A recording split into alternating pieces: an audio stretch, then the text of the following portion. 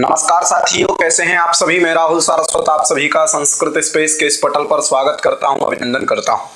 साथियों, आप सभी को पता है कि आपकी परीक्षा में 4 दिन शेष हैं। मैं बात कर रहा हूं CUET PG MA entrance exam की, जो विश्वविद्यालयी परीक्षा है। तो उसमें अभी 4 दिन शेष हैं और उसी में हम लोग आपके साथ कुछ प्रश्नों का अभ्यास लेकर के आते हैं और उसी में ये चौथा भाग है। ठीक है, तो हम बिना देर किए हुए गप लगाए हुए चलते हैं अपने प्रश्नों पर। ठीक है, तो आप लोगों ने कल मेरे साथ 25 प्रश्न देखे थे, आज हम उससे आगे 25 प्रश्नों को और देखते हैं। ठीक है, तो देखिए, एक प्रश्न आप लोग देख रहे होंगे कि चित्तवृत्ति न परिगण्यते। तो आप ये प्रश्न देखोगे तो ये प्रश्न आपको योग दर्शन से मिलेगा। कहां से मिलेगा? योग दर्शन से। प्रश्न क्या है? चित्तवृत्तिषु न परिगण्यते, चित्तवृत्तियों में क्या नहीं आता है। तो आपको पता है कि योगश्च चित्तवृत्ति निरोधा। चित्तवृत्तियां कितनी होती हैं? 5 होती हैं। प्रमाण, क्रम भी पूछ सकता है, क्रम भी ध्यान रखिएगा। प्रमाण, विपर्यय, विकल्प, निद्रा और स्मृति। तो ये आपको पता होनी चाहिए कि 5 चित्तवृत्तियां होती हैं, 5 चित्त भूमियां होती हैं। चित्त मूढ़ विक्षिप्त एकाग्र निरुद्ध। तो देखिए, विपर्यय आता है, मिथ्या ज्ञानम तद रूप प्रतिष्ठितम विपर्यय। तप नहीं आता है। प्रमाण आता है, प्रत्यक्ष अनुमान आगमा प्रमाणानि। तो ए और सी आपका विकल्प सही हो जाएगा। ए और सी विकल्प आपका सही हो जाएगा। तप, स्वाध्याय, ईश्वर प्रणधान, ये तो आपके क्या है? साधन है। ठीक है, तो ध्यान रखना, इस प्रकार से अभी आपको प्रश्न देखने को मिलेंगे। दूसरा प्रश्न है यथोचितम मेलनम कुरुता। आपको क्या करना है? मिलान करना है। सारणी दी गई हो है आपके सामने, तो सूची 1 को सूची 2 के साथ मिलन करना है। देख लेते हैं। तो इधर क्या है? ज्ञानम तटी द्रोणो व्रीहि बहवः। तो आप जब कारक पढ़ते हो और कारक में जब प्रथमा विभक्ति का पहला सूत्र देखते हो तो सूत्र आता है प्रातिपदिकार्थ लिंग परिमाण वचन मात्रे प्रथमा। उसी के उदाहरण है, जब ज्ञानम में आप करते हो तो प्रातिपदिकार्थ मात्र में प्रथमा करते हो। जब तटी में करते हो तो लिंग मात्राधिकाधिक्य में करते हो। ठीक है, जब आप द्रोणोव्रीहि में करते हो तो आप परिमाण मात्र में करते हो। जब आप बहवह में करते हो तो आप वचन मात्र में करते हो। समझ में आ गया कि नहीं? तो इस प्रकार से क्या हो जाएगा? 1 का 4। तो 1 का 4 आपका एक ही इसमें है, तो आपका इस प्रकार से ये वाला विकल्प सही हो जाएगा। समझ में आ गया कि नहीं? तो ये प्रश्न अगर परीक्षा में आ जाए तो ध्यान रखना कि उच्चै निच्चै श्री ज्ञानम, कुछ भी दे दे, यहाँ उच्च ही अव्यय दे दे, निच्च ही अव्यय दे दे, कृष्ण दे दे, श्री दे दे, ज्ञानम दे दे, तो प्रातिपदिकार्थ लिंग परिमाण वचन मात्रे प्रथमा, इस सूत्र के द्वारा प्रातिपदिकार्थ मात्र में प्रथमा होती है। तटः तटी तटम, तटः तटी तटम लिंग मात्राधिकाधिक्य। ठीक है, ध्यान रखना, ये लिंग मात्राधिकाधिक्य। द्रोणोव्रीहि परिमाण मात्रे, 1 2 बहवः वचन मात्रे। तो इस प्रकार से ये प्रश्न वहां पर क्या हो जाएगा? आपका सही हो जाएगा। चलें आगे। तीसरा प्रश्न है ब्राह्मणम नाम कर्मणस्तन मंत्राणाम च व्याख्यान ग्रंथः। ये परिभाषा दे दिया ब्राह्मण की, कि ब्राह्मण किसे कहते हैं, ये परिभाषा दे दिया और पूछा कि ये किसके मत में है। तो ये है आपके भट्ट भास्कर के मत में। किसके मत में है? ब्राह्मणम नाम कर्मणस्तन मंत्राणाम च व्याख्यान ग्रंथः। ये कौन कहता है? भट्ट भास्कर कहते हैं। और मंत्र ब्राह्मणयोर नामधेयम, मंत्र ब्राह्मणयोर नामधेयम। ठीक है, मंत्र ब्राह्मणयोर नामधेयम। तो ये कौन कहता है? मंत्र ब्राह्मणयोर नामधेयम ये कौन कहता है? ये कहते हैं आपके आपस्तंभ। कौन कहता है? आपस्तंभ कहते हैं। आचार्य सायण क्या कहते हैं कि अवशिष्टो वेद भागो ब्राह्मणम, अवशिष्टो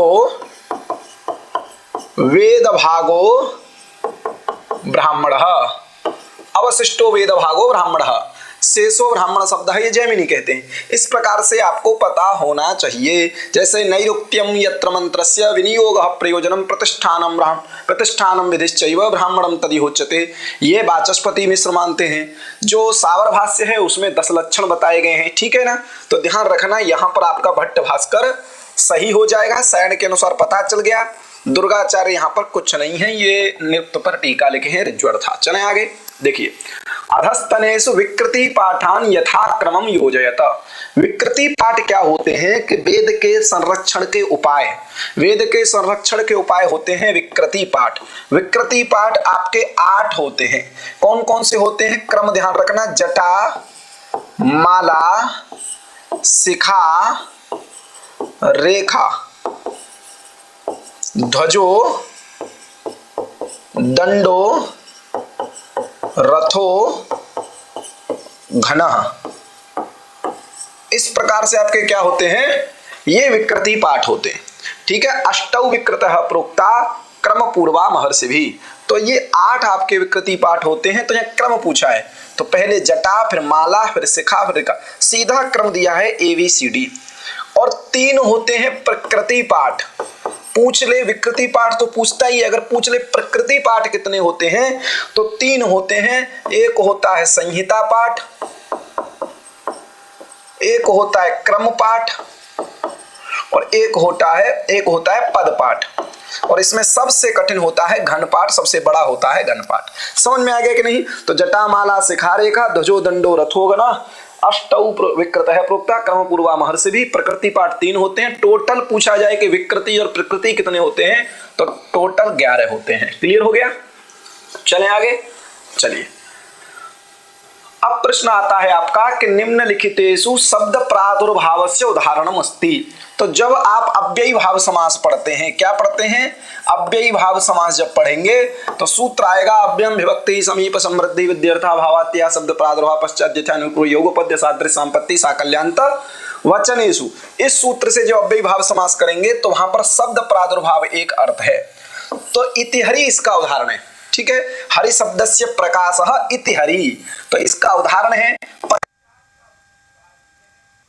पश्चात अतिनिद्रम संप्रति असंप्रति।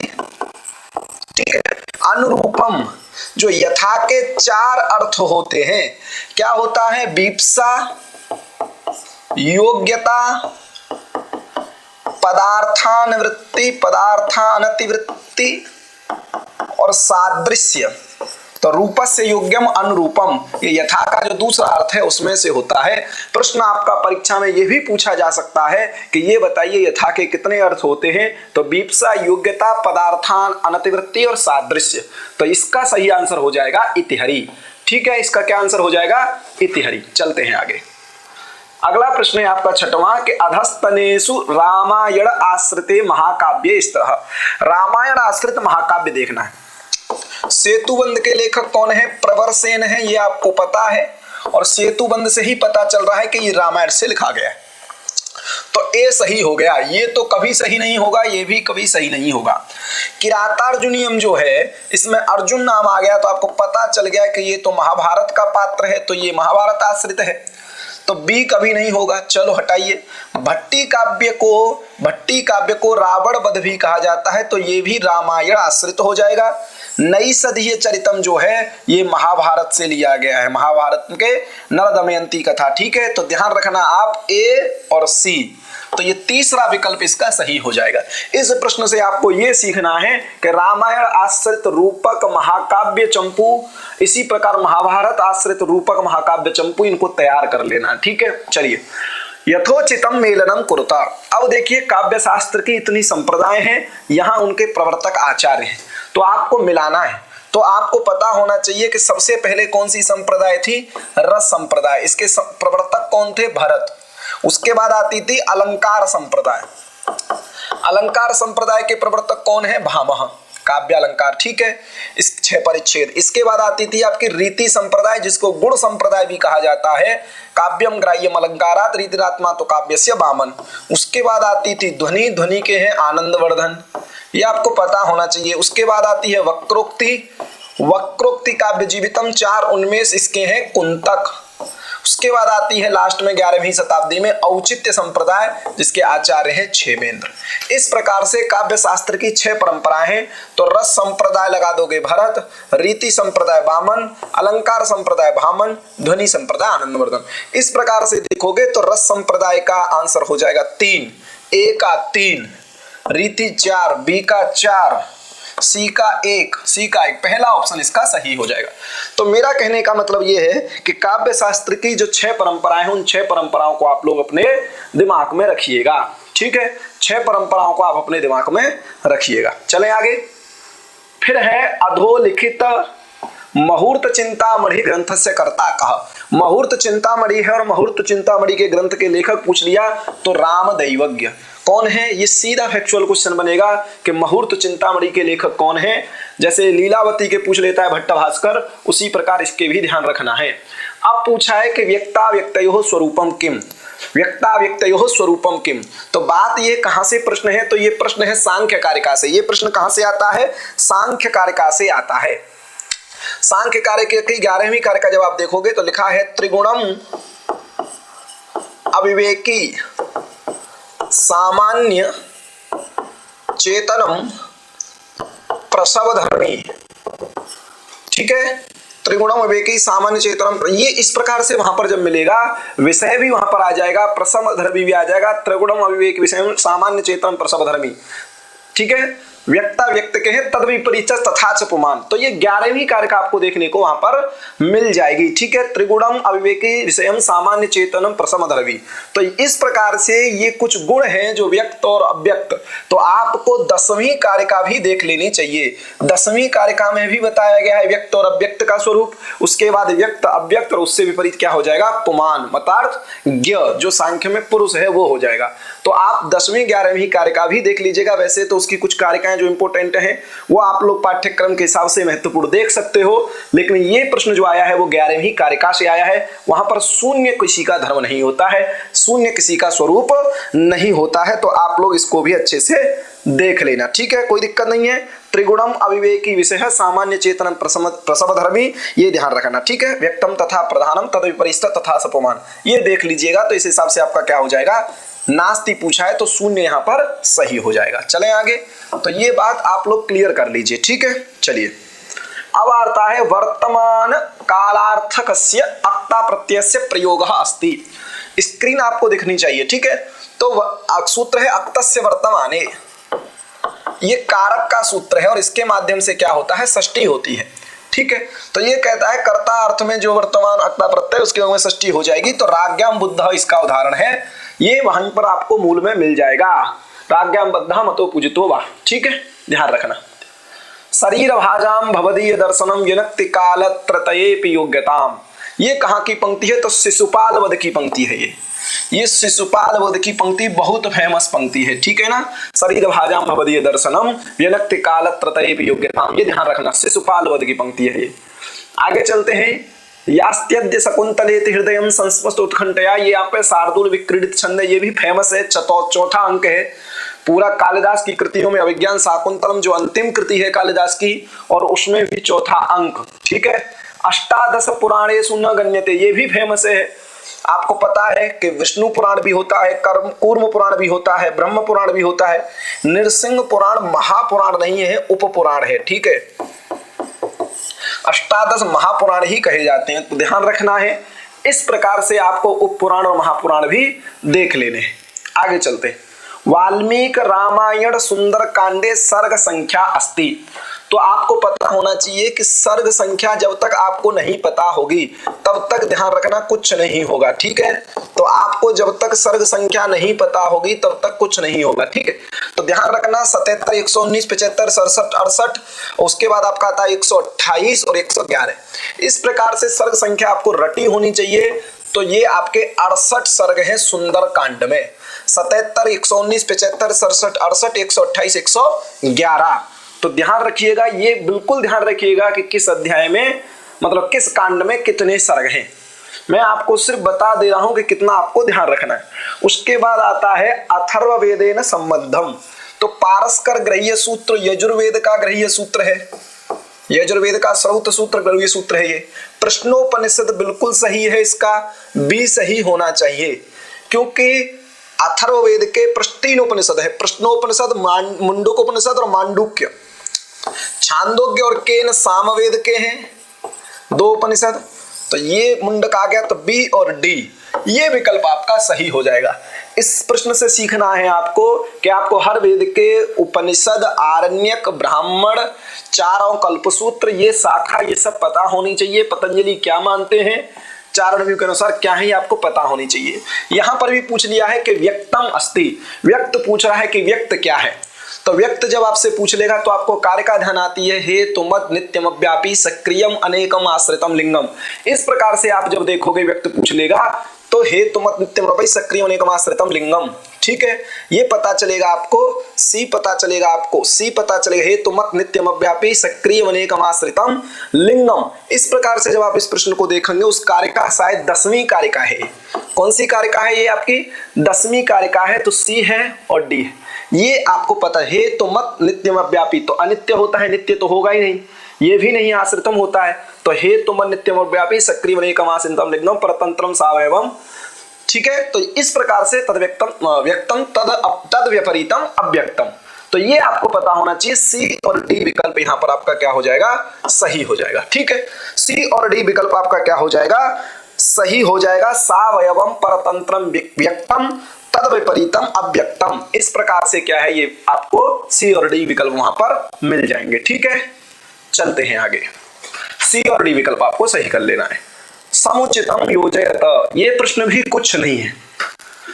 जब आप देखोगे तवल काल ब्राह्मण को तो सामवेद से, ऐतरेय को ऋग्वेद से, काल सूक्त आपका अथर्ववेद में, प्रजापति सूक्त आपका यजुर्वेद में, तो ये भी आप मिला सकते हो, कोई ज्यादा बड़ी बात नहीं है। ए के साथ 4 मिलाना है, ए के साथ 4, बी के साथ 2, एक ही में है, तो तीसरा विकल्प इसका सही हो जाएगा, ठीक है। तो वही बात है कि आपको पता होना चाहिए कौन सा उपनिषद किस वेद से संबंधित है, कौन सा ब्राह्मण, कौन सा आरण्यक, आपको पता होना चाहिए। अगला प्रश्न आता है कि यथोचितम मेलयत, सूची 1 को सूची 2 से मिलाना है। नाम मात्रण वस्तु संकीर्तनम किम भवति उद्देश्यः, ठीक है।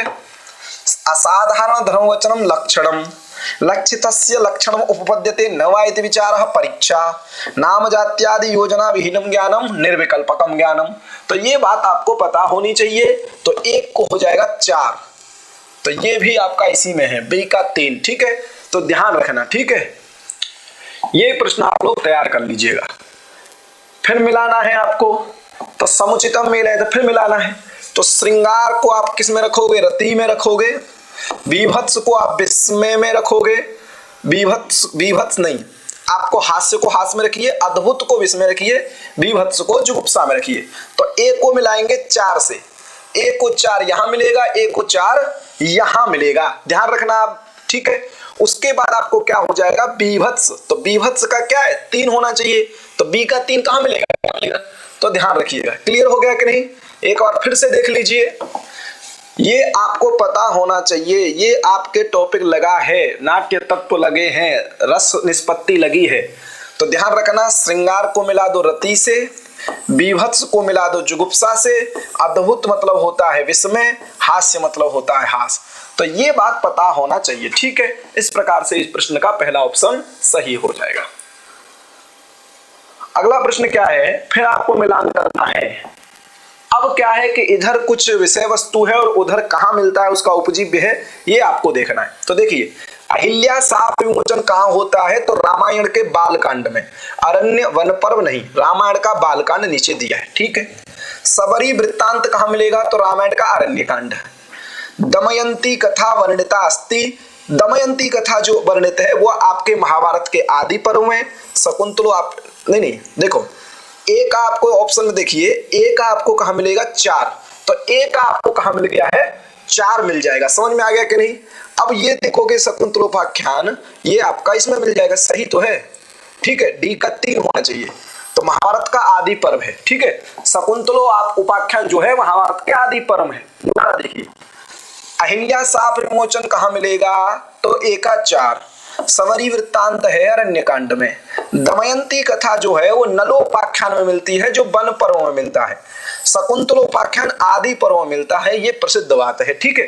बस ध्यान रखना, दमयंती कथा से कंफ्यूज नहीं होना है, वो नलोपाख्यान की ही बात है, नल दमयंती की ही बात है, नल दमयंती बात है, ठीक है। शिशुपाल का भी वो वही मिलता है, ठीक है। किरातार्जुनीयम भी वही मिलती है, तो ध्यान रखना। दमयंती कथा जो नल दमयंती कथा है वो आपके वन पर्व में मिलती है। इसी प्रकार सी का क्या हो जाता है, 2 हो जाता है। ठीक है, तो इस प्रकार से ये वाला विकल्प आपका क्या हो जाएगा, सही हो जाएगा। चलें आगे। नेक्स्ट प्रश्न है आपका, ब्राह्मणानि वेद क्रमेण योजनीयानि। ठीक है, नीचे ब्राह्मण ग्रंथ दिए हैं, उनको ऋग्वेद, यजुर्वेद, सामवेद, अथर्ववेद इस क्रम से जोड़ना है। तो गोपत ब्राह्मण जो है, गोपत ब्राह्मण, पूर्व गोपत, इसमें 11 प्रपाठक हैं, 5 और 6, ये अथर्ववेद का है, तो सबसे अंतिम में ए जाएगा, सी डी सी, तो ये वाला विकल्प इसका सही होगा। उसके बाद ऐतरेय ब्राह्मण है ऋग्वेद का, तो सी सबसे पहले आएगा। ठीक है, षड्विंश ब्राह्मण सामवेद का है, तो ये तीसरे नंबर पे आएगा। कांडव शतपथ ब्राह्मणम ये आ गया, तो ये विकल्प आपका सही हो जाएगा। इस प्रकार का प्रश्न आपको मिल जाए तो ध्यान रखना है किस वेद का कौन सा ब्राह्मण है, ऋग्वेद, यजुर्वेद, सामवेद, अथर्ववेद, इस सीरियल वाइज उसको लगा देना है। सांख्य मतानुसारम सृष्टि क्रमम योजयत, पहले होती है अव्यक्त प्रकृति, अव्यक्त प्रकृति को ही क्या बोला जाता है, प्रधान। ठीक है, तो पहले प्रकृति है तो ए पहले रहेगा, रह लिया। उसके बाद अहंकार जो होता है वो महत से होता है, महत के बाद अहंकार होता है, फिर 16 गुण होते हैं, फिर पंचमहाभूत होते हैं। तो लगाइए, सबसे पहले आपने लगाया ए, तो ए हो गया। उसके बाद महत है, या महान नहीं है, ये है महत, महत तत्व है जिसको बुद्धि कहा जाता है, तो आपका आ गया डी। महत से होता है अहंकार, फिर 16 गण, फिर पंचमहाभूत सबसे लास्ट में। तो पहला विकल्प इसका क्या हो जाएगा, सही हो जाएगा। पहला विकल्प इसका क्या हो जाएगा, सही हो जाएगा। फिर आता है अधोलिखितेषु काव्येषु सन्ति रूपकाणि तानि कालक्रमेण नियोजित। नीचे दिए गए विकल्पों में कुछ रूपक हैं और उनको कालक्रम से योजन करना है। मृच्छकटिकम प्रकरण ग्रंथ है, एकमात्र रचना है शूद्रक की। स्वप्नवास दत्तम है, वो है आपका 6 अंक का नाटक है और ये आपका भास का है। बेड़ी संगार भट्ट नारायण का है, क्लियर हो गया। मालविकाग्निमित्रम कालिदास की कृति है। बंगलादेशम ये अलग है, ठीक है, ये आधुनिक काव्य है। अब आप ए को पहले रखेंगे, तो ए को नहीं पहले रखेंगे, आप किसको पहले रखेंगे, बी को, स्वप्नवास दत्तम को, तो बी है, लास्ट में ई होगा। ठीक है, इसके बाद आप रखिए भास के बाद तुरंत रखोगे कालिदास को, तो डी रखेंगे, तो दोनों जगह डी है, बी डी। इसके बाद आप रखेंगे मृच्छकटिकम को, ए फिर सी, तो ये पहला विकल्प इसका सही हो जाएगा बी, क्योंकि पहले आप किसको रखोगे, भास को, भास के बाद आप रखोगे कालिदास को, उसके बाद शूद्रक को, ठीक है, उसके बाद आप रखोगे भट्ट नारायण को, उसके बाद आधुनिक काव्य जो है बांग्लादेशोदयम। ठीक है, ध्यान रखना, क्लियर हो गया। उसके बाद देखिए ये अभिकथन वाले प्रश्न है, मतलब कथन वाले प्रश्न है।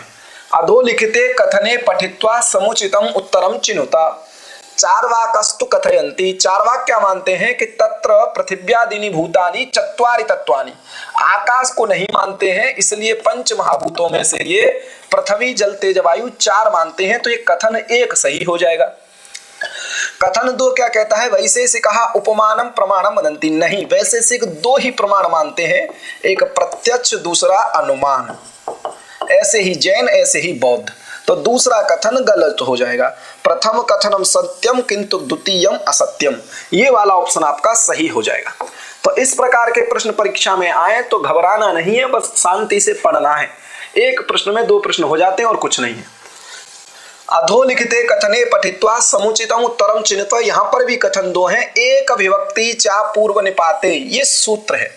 जब आपने अतिमालह बनाया होगा तब आपको ये सूत्र पढ़ने में आया होगा कि जो कहता है कि जिसकी लिंग नियत हो, नियतोपस्थिति वाली हो, उसको क्या करता है, उपसर्जन संज्ञा करता है, लेकिन पूर्व प्रयोग नहीं करता। तो ये क्या करता है, गति संज्ञा नहीं करता है, उपसर्जन संज्ञा करता है, तो ये गलत हो जाएगा। पुंयोगादाख्यायाम इति सूत्रम स्त्रीत्व व्याख्यायाम टा नहीं, टाप प्रत्यय नहीं होता है, गीस प्रत्यय होता है, गीस प्रत्यय होता है। गोपस्य स्त्री गोपी, गोपस्य स्त्री गोपी, ठीक है, गोपी बनता है। तो दोनों कथन इसके क्या हो गए, उभय कथने असत्यस्तः, तो दोनों कथन इसके क्या हो जाएंगे, गलत हो जाएंगे। क्लियर हो गया, आगे चलते हैं। ठीक है, ठीक है, तो आपके 25 प्रश्न क्या हो गए, पूरे कंप्लीट हो गए। ठीक है, ध्यान रखिएगा। तो इस प्रकार से आपके प्रश्न वहां पर देखने को मिल सकते हैं। आप अपनी तैयारी को इस आधार पर और मजबूत कर सकते हैं। जो पक्ष आपका कमजोर है उसको बार बार पढ़िए, अभी 3 दिन है, और मजबूती से तैयार करिए। धन्यवाद। युवा स्यात् साधु युवा।